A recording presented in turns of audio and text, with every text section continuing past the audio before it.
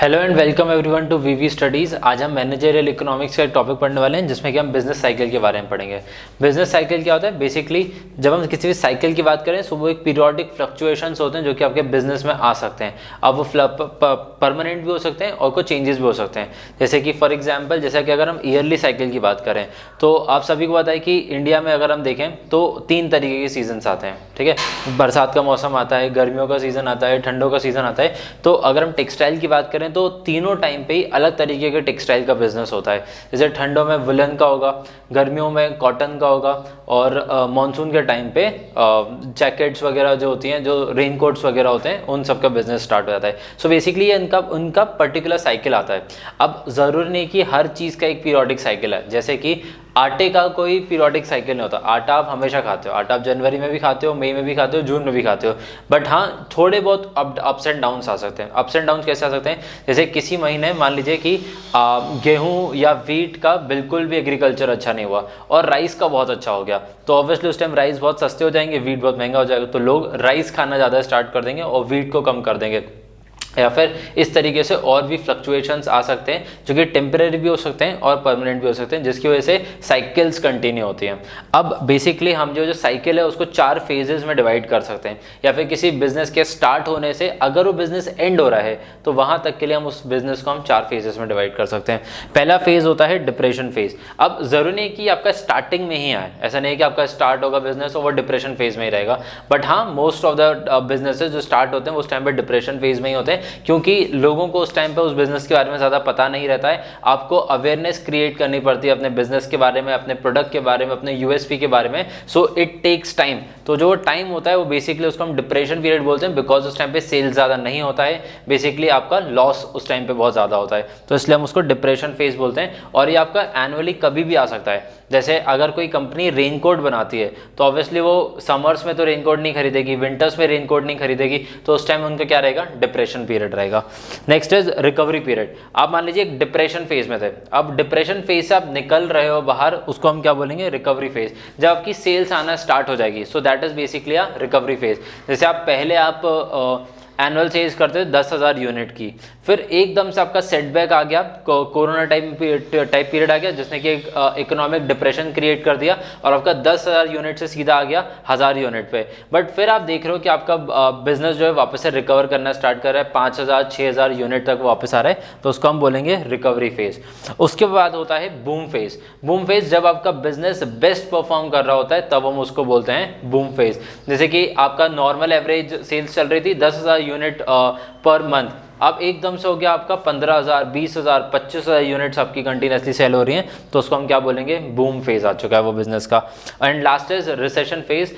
अब देखो, recession economy का मतलब क्या होता है? जब कंटिन्यूसली किसी भी कंट्री की इकोनॉमी 2 क्वार्टर्स तक नेगेटिव ग्रोथ दिखाती है तो उसको हम बोलते हैं रिसेशन में, कोई भी इकोनॉमी रिसेशन में जा रही है। और ऑब्वियसली जब कोई भी इकोनॉमी या कोई भी कंट्री की इकोनॉमी जब रिसेशन में चली जाती है तो उस टाइम पे पूरी जो कंट्री का बिजनेसेस होते हैं वो इम्पैक्ट होते हैं। ऐसा नहीं है कि सिर्फ वो 1 या 2 इंसान को फर्क पड़ेगा या फिर कंट्री की मैक्रो इकोनॉमी को उससे फर्क पड़ेगा, मैक्रो माइक्रो दोनों को उससे बहुत ज़्यादा फर्क पड़ता है, because every single company may suffer from that particular recession. कुछ होते हैं जो कि बेटर परफॉर्म कर सकते हैं, बट मोस्टली में क्योंकि रिसेशन आया था तो उसमें से ले ऑफ्स होना स्टार्ट हो जाते हैं। ले ऑफ्स होते हैं लोगों के पास में, अनएम्प्लॉयमेंट रेट इंक्रीज हो जाता है। अनएम्प्लॉयमेंट रेट के साथ साथ इन्फ्लेशन भी अगर बढ़ेगा तो इन्फ्लेशन बढ़ने की वजह से बैंक रेट्स अपने कंटिन्यूसली इंक्रीज करेगी, जिसकी वजह से पूरे के पूरे बिजनेस पे इंपैक्ट आ सकता है। So that is basically recession phase, जब आपका बिजनेस एकदम लोएस्ट रेट पे स्टेज पे जाके हिट करता है।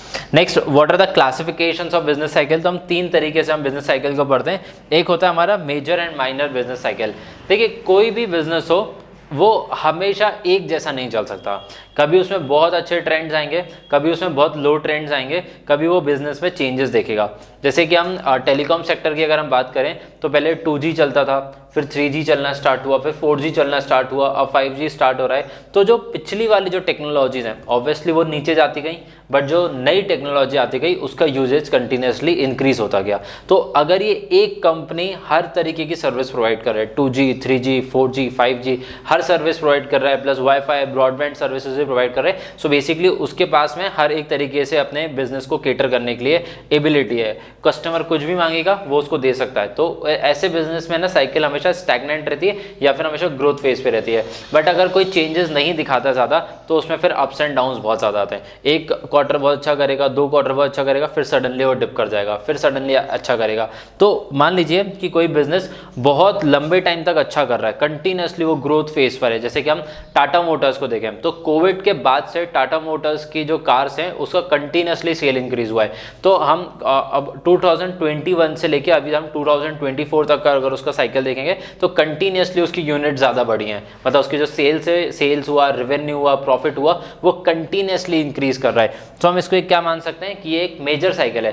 बट हो सकता है कि इस मेजर साइकिल में कुछ माइनर सेटबैक्स आए हों। हो सकता है कि किसी महीने उन्होंने बिल्कुल अच्छा परफॉर्म ना किया हो, जैसे कि कभी मान लीजिए कि एकदम से बहुत बारिश होने लगी तो हो सकता है कि उस टाइम पे कार की सेल्स बहुत डिप चली गई हो सकता है कि गवर्नमेंट ने कभी पॉलिसी चेंज करी हो, ईवीज में कुछ चेंज लेकर आए हो तो उसकी वजह से वो डिप कर गया हो, या फिर कुछ और XYZ रीजन हो सकता है, उनका शॉर्टेज हो सकता है। जैसे अभी बीच में सेमीकंडक्टर्स की शॉर्टेज आई थी तो जिसकी वजह से पूरा का पूरा ईवी इंडस्ट्री में शॉर्टेज क्रिएट हो गई थी, तो ईवी कार्स कम बन रही थी, जिसकी वजह से टाटा मोटर्स को भी थोड़ा बहुत सफर करना पड़ा। सो ये माइनर सेटबैक्स थे, बट वो साइकिल कैसी थी, एक मेजर साइकिल थी। अब जरूरी नहीं कि मेजर साइकिल आपकी पॉजिटिव भी हो सकता है कि आपकी मेजर साइकिल नेगेटिव में भी जा सकती है, कि कंटिन्यूसली कोई बिजनेस नेगेटिव परफॉर्म कर रहा है। जैसे हम येस बैंक का एग्जांपल लें, आइडिया वोडा का एग्जांपल लें, तो ये over a period of time, मतलब पिछले 5-7 साल में कंटिन्यूसली बुरा परफॉर्म कर रहे हैं। उनके जो रेवेन्यू है वो कंटिन्यूसली डिक्रीज करता रहा है या फिर स्टैग्नेंट रह रहा है। सो बेसिकली उनके लिए चल रहा है एक डिप्रेशन पीरियड। बट हो सकता है कि उस डिप्रेशन पीरियड में कभी उनका बहुत अच्छा मेजर परफॉर्मेंस बूस्ट हुआ हो, जैसे कि कोई एडवर्टीजमेंट बहुत अच्छी चली हो उनकी, या फिर कोई उन्होंने ऑफर्स निकाले हो जिसकी वजह से उनकी सेल इंक्रीज हो गई होगी। सो वो बीच बीच में मेजरली वो डिप्रेशन में चल रहा था, बट कुछ माइनर उनके लिए कुछ प्रॉफिटेबल क्वार्टर्स या फिर मंथ्स गए होंगे। Next is building cycle. जो बिल्डिंग साइकिल होती है वो आपके बिजनेस साइकिल से बड़ी होती है, बिकॉज बिजनेस साइकिल कब स्टार्ट होती है, जब आप अपना सेल करना स्टार्ट करते हो। बट जिस दिन आपको बिजनेस का आइडिया आता है उस दिन से आप सेल स्टार्ट नहीं करते हो, उस दिन आप अपने R&D के ऊपर वर्क करना स्टार्ट करते हो, अपने प्रोडक्ट या सर्विसेज के ऊपर वर्क करना स्टार्ट करते हो, टीम बिल्डिंग के ऊपर स्टार्ट करते हो, और उसके बाद में आप सेल स्टार्ट करते हो। तो अपने कंपनी का एस्टैब्लिशमेंट पीरियड इंक्लूड करके हम क्या बोलते हैं कि एक बिजनेस साइकिल है। जैसे मान लीजिए कि आपका कोई बिजनेस है जो कि 5 साल से चल रहा है, लेकिन आप 1 साल पहले से उस बिजनेस की तैयारी कर रहे थे, तो आपका बिल्डिंग साइकिल कितनी हो गई, 1 साल की, प्लस आपका बिजनेस साइकिल 5 ईयर्स का। Next is long waves. अब लॉन्ग वेव्स बेसिकली आपके सारे ही फंडामेंटल्स को चेक बॉक्स करता है। जैसे हम इन दोनों को अगर हम इंक्लूड कर लें तो हमारे बन जाएगी long waves. Long waves basically क्या है, आपका एक मेजर टाइम पीरियड पे ही हम देख रहे हैं कि आपका बिजनेस साइकिल कैसी रही है, that was basically a long wave, जिसमें आप इंक्लूड करते हो अपना बिल्डिंग साइकिल भी। हो सकता है कि आपने अपने बिल्डिंग साइकिल में भी कुछ ग्रोथ या फिर कुछ सेटबैक्स देखे होंगे, तो उसको इंक्लूड करके plus major and minor cycles जो आपके बिजनेस में आई हैं और the period of 9 years, 10 years, 12 years, इतने सालों तक जब हम अपने बिजनेस को स्टडी करते हैं तो उसको हम बोलते हैं long wave business cycle classification.